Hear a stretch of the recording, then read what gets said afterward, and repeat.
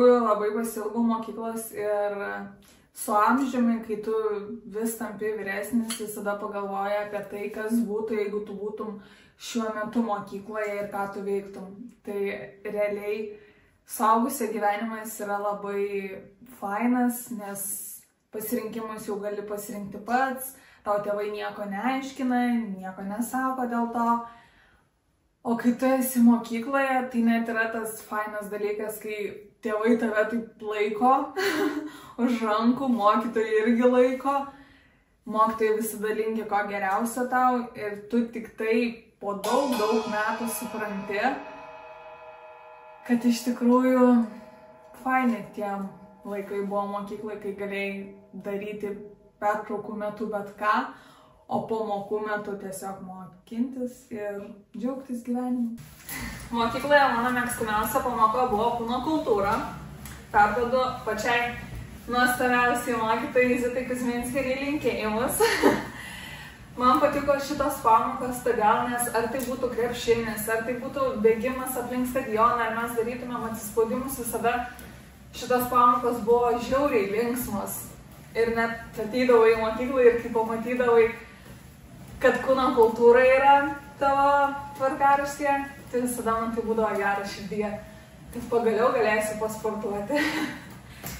Kalbant apie mokytojus, tai visi mokytojai buvo labai nuostabus, bet visada yra tas dalykas, kad kai kurie mokytojai tau tiesiog labiausiai įsimena.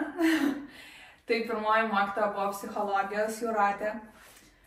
Tobula moteris. Mes visada, kai turėdavom langus su savo klasiokė Laura Budaitė, eidavom pas mokytoją gerti kavos arba arbatos. Ir taip pat kalbėdavom visokiom temom, viską aptarinėdavom. Tai čia buvo pati geriausia dalis mokykloje. Ir būtent nuo 11 iki 12 klasės. Nes iki šiol yra va čia va išlikę. Taip pat rusų kalbos mokytoja Valentina. Irgi labai nuostabi moteris. Ir jinai iki šiol palaikina mano Facebook'e nuotraukas, tai labai miela būna.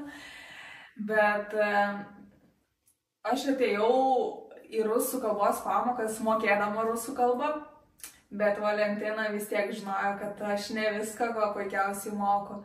Todėl jinai mane taip tobulai išmokė tos kalbos, kad aš dabar galėčiau kiekvieną žmogų, kuris kažką rusiškai neteisingai pasako, tiesiog ištaisyti ir pasakyti, ne taip yra, o va taip. Taip pat Armanavičienė anglų kalbos mokytoja, aš niekada anglų kalbos nemokėjau ir galiu dar prisipažinti, kad kartais tuos namų darbus taip padarydavau, ne pati, o manęs padarydavo. Bet aš tad supratau vieną dalyką, kai jinai sakė, kad man anglų kalbos labai reikės. Aš visada galvodavau, kad ką čia mokytoja sako, kažkokia nesąmonė. Bet dabar pati pradėjau anglų kalbos kursus lankyti, nes anglų kalba yra ohoho, kokia reikalinga ir kaip jos visų reikia. Tai tik dabar daėjo, kad vis dėlto mokytoja tada buvo teisi ir jinai man sakė, tai ne iš pykčio, o dėl to, kad to tikrai reikės.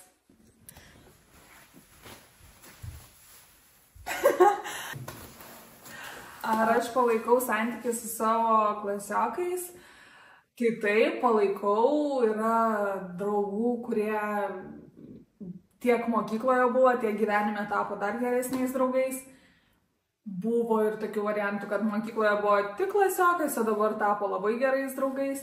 Ir aišku, kaip visada, atrodo mokykloje, kad kai yra visam gyvenimui žmonės, bet jie po to dingsta, nes susikuria šeima, susikuria karjerą, susikuria dar ką nors, pasikeičia žmonės ir tiesiog nutrūksta ryšys.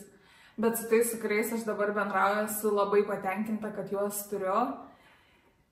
Ir netgi tie patys mokytojai.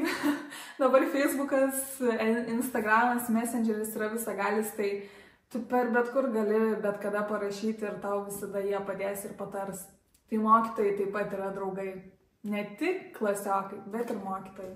Dabartiniams gimnazistams palinkėsiu mokytis ir dar kartą mokytis. Todėl, nes jeigu jūs galvojat, kad matematika, lietuvių kalba, anglų kalba ir informatika yra nereikalingi gyvenime ir jūs niekur nepanaudosit šitų dalykų, tai patikėkit, ant kiek jie yra reikalingi ir kaip jų prireikia šiame gyvenime.